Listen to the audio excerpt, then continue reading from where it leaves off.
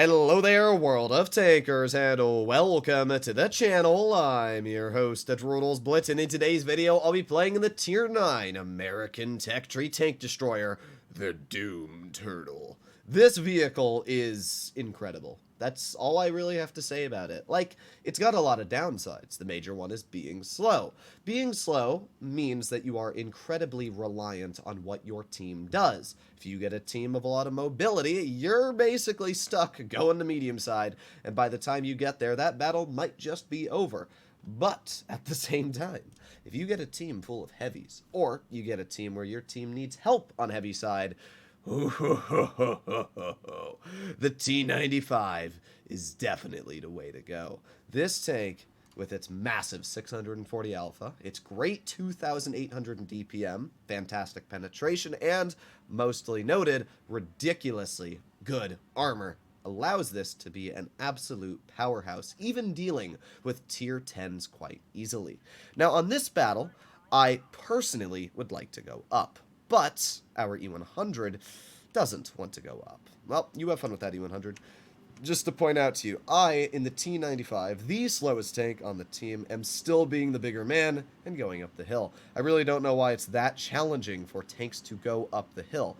But at this point, we might just lose because of the fact our AMX 50B and E100 are going to be fully rushed. Not much you can do about that, though. There's the 150B. And I'm not going to be able to turn fast enough to hit the other. Well, you have fun with that, E100. I will be over here pushing towards this side of the map. Alright, so we got the E3, and our E100 is already dead. That's actually pretty impressive, if I'll be real. Well, there you go. Alright, so we can see the entirety of the enemy team has gone over to this side over here, which makes sense. Our 50B is in an absolutely awful spot. And essentially all that time I spent going up the hill, I now have to go back down. But it won't matter, because at this point we can already see that it's a lost cause. My full health 50B is now dead, but we are going to be able to get a nice 939 slap into that 50B. So we were able to get a pretty big slap out. This is where at least driving the T95 does have some understanding, because you obviously have that ridiculous armor to hold big amounts of people. So we get one shell into that M103, and kind of hoping that people are going to help me. There you go. M103 gets bled out big time. Perfect example, once again, of where this tank does a pretty solid job. Look at that. We got that M103 cleared. Now I'm going to keep on pushing over here. Yeah, it's not so fun, is it, when you fight a T95, is it?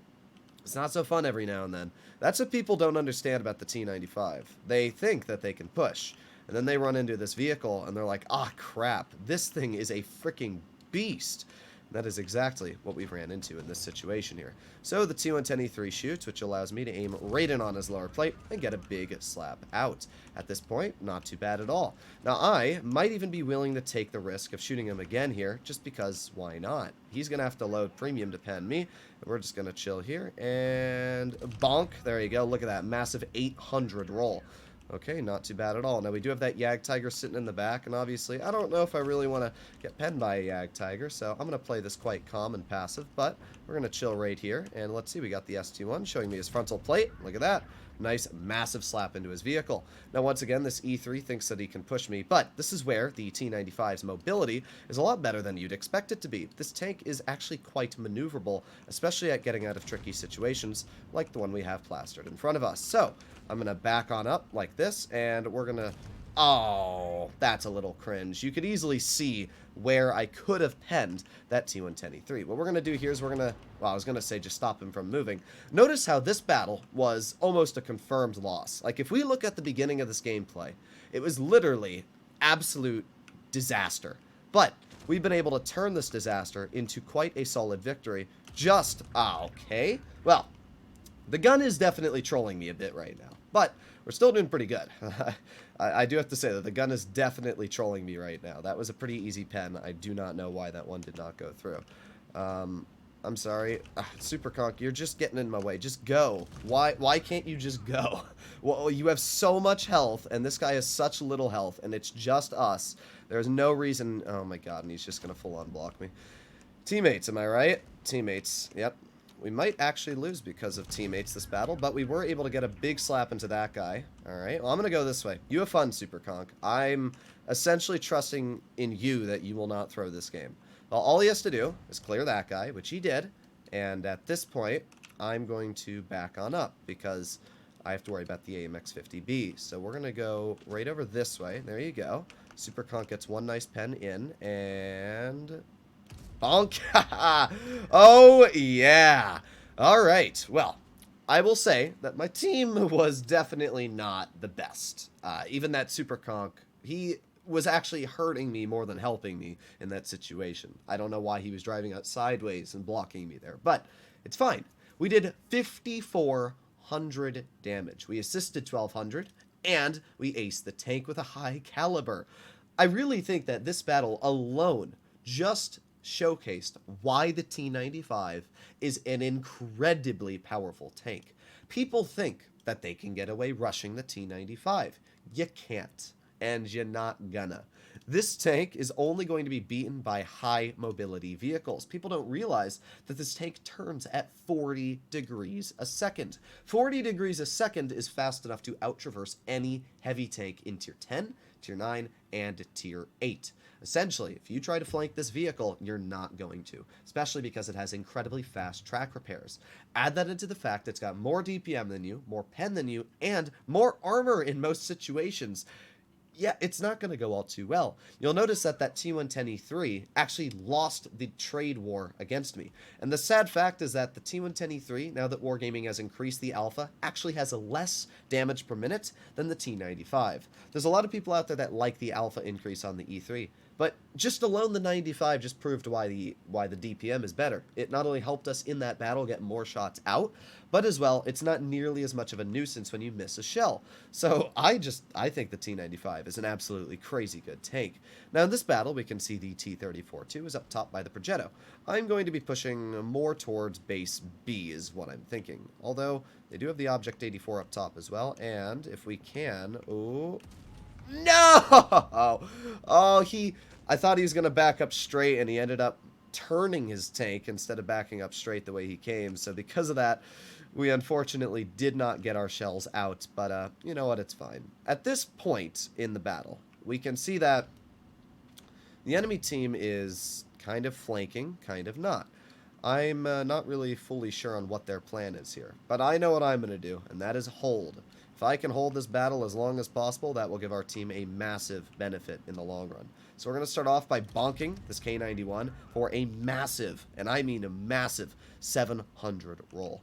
A fantastic chunk from the T95. We can also see that my E75 TS has decided to help out as well. We're going to aim in on the side of the K91 again and get another big slap of 601. Just like that, we've brought that full health heavy tank down to pretty measly health at this point. So now we're going to use our super speed boost. Unfortunately, it appears that my E75 TS is not doing all too good against the enemy Chimera. We're going to push over here so that the T34-2, well, I was going to say hopefully does not spot us, but we're just going to come off towards the side over here and bonk. There you go. No more of that player. The E75 TS, I believe, will kill that Chimera, so I'm going to start heading over towards the Chieftain.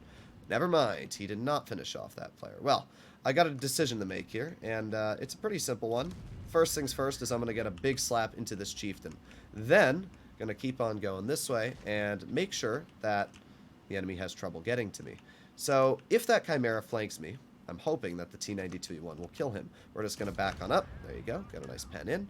And let's see what we want to do at this point. Well, we got the Chimera off to the side, and I'm really expecting that my teammate's just going to kill that guy. Like, I have a full health T92E1, and I really, really just expect that my T92 will finish off that Chimera before I, personally, have to deal with him. And there you go. Chimera gets blindsided by me and ignores the T92. Because of that, gets killed. So we still have not lost any health this game. Now we're going to go over towards this T28 Defender. He doesn't even know what to shoot at. Look at him. He's like, oh, I don't want to shoot that. That thing's too armored. So he gives up, doesn't shoot at me. And just like that, we've dealt another 3,000 damage. And we've also come out with another pretty easy victory. The T95 is an amazing tank. And I still believe it to be by far one of the strongest tier 10s, or tier 9s really, but it is just about a tier 10. I would be comfortable fighting tier 10s just like you saw last battle in this tank. It's just that good. Now, what I also am noticing this game is nobody on our team is really worrying too much about base cap, and I'm definitely worrying about it, so I'm going to be heading over towards base C. I think that's the smartest decision. It's a full health 704. That's a bit cringe. Unfortunately, I'm not going to be able to get there as it is. So, yeah, I'm never going to be able to get there fast enough. This is obviously where being slow has its disadvantage, but I can't really complain. We've done our job this game already, and that's just as easy as it is. If our team loses this due to base cap, I'm going to be so mad. We probably aren't going to, though. It looks like, yeah, it looks like that guy's about to get bonked. About 7 ways to Sunday. Gets shot once, gets shots twice, and there you go. He's all dead. So, pretty good battle. I really can't complain all too much. We were able to get a very solid victory out in the end, and we were also able to deal 3,311. So 2 over 3,000 damage battles. 2 crazy good games to showcase the T95's deadly superiority over its opponents. And yeah, I still think this is one of the most underrated tier 9s. It is so dang strong. Oh, by the way, the camo looks pretty sick. Hopefully enjoyed today's video, and I'll see you on the next one. Bye-bye.